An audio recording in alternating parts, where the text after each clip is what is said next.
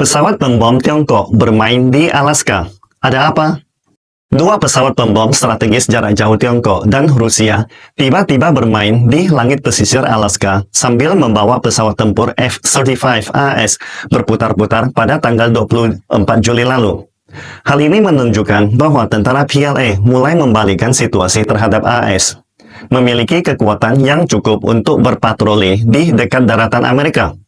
Dan jika AS tidak meningkatkan kemampuan pertahanan udara di atas Laut Arktik, maka langit Laut Arktik akan menjadi wilayah udara milik Tiongkok dan Rusia, kata mantan Mayor Jenderal Taiwan. Tentara PLA untuk pertama kalinya mengerahkan dua pesawat pembom H-6K bersama dengan pesawat pembom Tu-95 Rusia melakukan tugas patroli formasi pembom di pesisir Alaska AS. Angkatan Udara AS di Alaska segera mengerahkan pesawat tempur F-16 dan F-35 untuk mengawasi dan mencegat. Diikuti pesawat tempur CF-18 Kanada juga turut hadir meramaikan acara.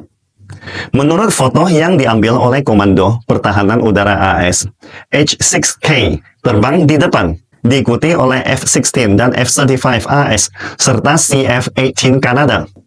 Formasi pembom Tiongkok Rusia memimpin formasi pesawat tempur AS di wilayah udara dekat Alaska dengan berputar-putar. Mayor Jenderal pensiunan Taiwan menyebutkan bahwa militer AS tampak sangat cemas untuk kunjungan mendadak ini. Ia menyatakan bahwa jika Paman Sam tidak meningkatkan kemampuan pertahanan udara di atas Laut Arktik, pesawat pembom strategis jarak jauh H-6K PLA akan berkeliling seperti berkeliling di dapur rumah sendiri. Alasannya, H-6K memiliki kemampuan yang sangat besar untuk mengancam AS, karena H-6K dapat membawa rudal hypersonic YJ-21 berkecepatan 10 Mach atau 12.000 km per jam yang diluncurkan dari udara. Jika PLA meluncurkan YJ-21 di atas Selat Bering, radius serangannya mencakup seluruh Alaska dan daratan AS. Sebenarnya PLA hanya mengerahkan jet tempur pembom untuk terbang di wilayah udara dekat Alaska. Tujuannya sangat jelas untuk menimbulkan efek gentar atau ancaman yang setara terhadap militer AS yang sering diam-diam menyelinap ke LCS. Namun, jika ke depannya formasi pembom Tiongkok Rusia terus melakukan patroli udara secara rutin di Alaska, itu akan membuat militer AS sangat pusing kepala, terutama dalam pertahanan udara di Amerika Utara. Militer AS di Alaska secara teori mengklaim memiliki kekuatan udara yang sangat kuat. Angkatan Udara ke-11 dengan sayap tempur ke-3 dan ke-354 yang merupakan sayap tempur. Namun, karena militer AS telah banyak menempatkan kekuatan udaranya di negara orang lain, ditambah dengan pesawat tempur yang sudah lansia seperti Biden, mereka terpaksa menarik unit pesawat tempur dari Alaska untuk menggantikannya. Sehingga kekuatan pertahanan udara di Alaska sangat kurang. Misalnya, sayap tempur ketiga di Alaska yang telah lama diperlengkapi dengan pesawat tempur siluman F-22. Sekarang, pesawat yang bisa terbang sudah ditempatkan di pangkalan militer AS di Jepang. Sebelumnya, skuadron ke-44 dan ke-67 dari pangkalan militer AS di Okinawa dengan pesawat tempur F-15C juga telah dipensiunkan. Di pangkalan udara Okinawa tidak ada unit pesawat tempur berat yang layak. Media AS menyatakan bahwa alasan utama adalah militer AS menganggap bahwa Angkatan Udara Tiongkok semakin hari semakin hebat. Akibatnya, pesawat F-15C yang berusia 40 tahun setengah baya tidak mungkin melawan pesawat tempur baru Angkatan Udara Tiongkok. Sehingga mereka mempensiunkan lebih dari 40 pesawat F-15C tersebut.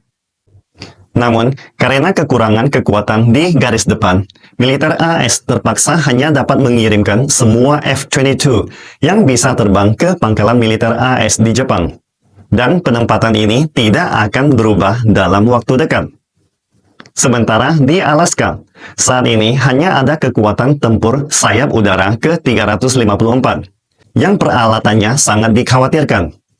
Sebelumnya, Alaska dilengkapi dengan pesawat tempur F-16 yang diproduksi pada tahun 80 hingga 90-an. Dan sejak 2020 mulai menggantinya dengan F-35. Namun hingga sekarang penggantian belum selesai. Masih ada kombinasi F-16 dan F-35. Demikian pula jumlah pesawat tempur yang ditempatkan tidak akan cukup untuk menghadapi kunjungan yang terlalu sering dari militer Tiongkok dan Rusia nantinya. Bisa dikatakan bahwa tekanan pertahanan udara di Alaska saat ini sangatlah besar. Karena selain Tiongkok, pesawat pembom Rusia juga akan sering berpatroli di Alaska dan Arktik, memaksa militer AS harus mengirim pesawat tempur untuk melakukan pemantauan setiap saat. Dan kali ini, kehadiran H-6K untuk pertama kalinya di Alaska, baik dalam pandangan militer AS maupun opini publik AS, membawa efek gentar yang sangat besar. Media AS Military Watch bahkan menyatakan bahwa di masa depan pesawat pembom baru PLA seperti H-20 juga akan sering bermain ke AS. Bagi militer AS, mereka sangat memperhatikan tindakan PLA kali ini, karena H-6K PLA lepas landas dari pangkalan Rusia. Sebelumnya, pesawat pembom H-6K PLA lepas landas dari daratan Tiongkok tidak mungkin bisa berpatroli di dekat Alaska dalam waktu lama karena jangkauannya tidak cukup. Namun sekarang, PLA dapat menggunakan pangkalan Rusia kapan saja untuk mengancam serangkaian target strategis di Alaska. Dan di masa depan, pesawat pembom H-6N juga mungkin akan berpatroli di dekat Alaska, yang merupakan ancaman lebih besar bagi militer AS. Karena pesawat ini dapat membawa rudal nuklir hypersonic dengan jangkauan yang dapat dengan mudah mencakup seluruh daratan AS. Ini adalah sesuatu yang harus diwaspadai oleh militer AS. Pesawat pembom strategis jarak jauh PLA, H-6K dan H-69 adalah pesawat pembom modern dengan tingkat kesiapan yang jauh lebih tinggi dibandingkan dengan pesawat pembom Rusia. Jika kedepannya formasi pembom melakukan patroli rutin di Alaska, militer AS akan sangat pusing. Berhubung pesawat tempurnya tidak cukup. Sebaliknya, harus meningkatkan frekuensi penerbangan.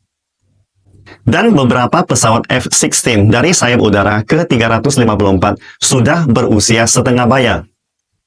Jika mereka terpaksa terbang dalam intensitas tinggi untuk memantau pembom Tiongkok dan Rusia dalam waktu lama, mereka sangat berkemungkinan akan jatuh saat menemani untuk bermain dengan pesawat pembom PLA. Pada saat bersamaan, jika pesawat pembom PLA sering muncul di dekat daratan Amerika, dampak opini publik di dalam negeri AS tidak bisa diabaikan. Ini berarti pengaruh Tiongkok di Lautan Pasifik dan kemampuan proyeksi militer telah langsung mengancam daratan AS. Rudal hypersonic berkepala nuklir di pesawat pembom PLA akan membuat masyarakat AS merasa senantiasa terancam, seperti belum pernah terjadi sebelumnya saat balon udara Tiongkok memasuki wilayah udara AS. Karena sistem pertahanan yang ada di militer AS tidak dapat menanganinya dengan efektif. Ketika masyarakat Amerika melihat pesawat pembom H-6K PLA begitu dekat dengan daratan mereka, mereka akan mempertanyakan apakah kebijakan pertahanan nasional AS saat ini masih efektif. Masyarakat mereka akan bertanya, bukankah pemerintah AS selalu membanggakan betapa kuatnya militer AS dan tak terkalahkan? Tapi, kenapa sekarang bisa muncul kapal selam nuklir Rusia di pantai timur AS?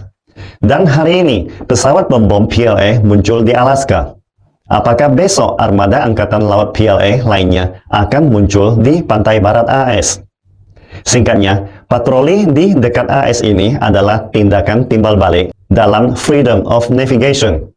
Selama bertahun-tahun, pesawat tempur dan kapal perang militer AS sering diam-diam menyelinap di depan pintu rumah Tiongkok, selalu berusaha memanaskan situasi di LCS dan provokasi di Selat Taiwan. Hanya saja pada saat itu kekuatan Angkatan Laut dan Udara Tiongkok masih sangat lemah, tidak mampu bermain di depan pintu rumah AS yang berjarak 12.000 km jauhnya. Tetapi sekarang, dengan kekuatan PLA yang telah mencapai tingkat baru, mereka akan maju dan sering bersilaturahmi ke Pasifik Barat AS. Jika di masa depan Angkatan Laut dan Udara PLA secara rutin berpatroli di pantai timur dan barat AS, maka tidak diragukan lagi opini publik domestik AS akan hidup dalam ketakutan yang lebih besar, seperti yang sering dialami oleh rakyat negara-negara yang dikunjungi AS.